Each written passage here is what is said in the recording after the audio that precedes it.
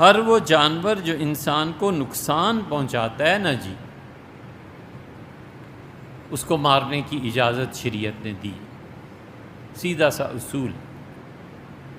اور چھپکلی کے متعلق تو رسول اللہ صلی اللہ علیہ وسلم نے خاص طور پر یہ بتایا کہ اسے مارا جائے،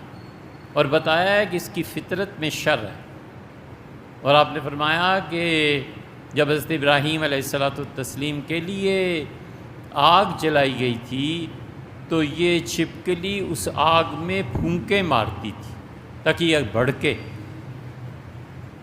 تو اس لیے اس کو مارنے پہ تو یہ بھی فرمایا کہ پہلے نشانے میں مارو اور 120 نیکیاں تمہیں ملیں گی، اور دوسرے میں مارو گے تو 80 ہو جائیں گے۔ ام المومنین حضرت عائشہ رضی اللہ عنہا نے ایک بانس لیا،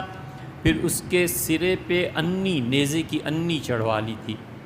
تو وہ رکھتی تھی گھر میں، اور جب کوئی چھپکلی نظر آتی تھی تو اسے اس انی سے مار دیتی۔